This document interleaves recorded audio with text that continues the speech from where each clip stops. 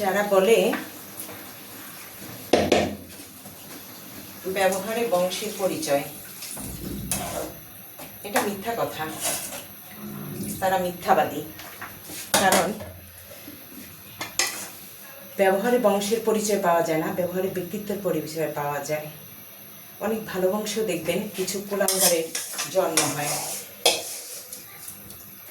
আবার অনেক খারাপ বংশেও কিছু ভালো মানুষ দেখা যায়।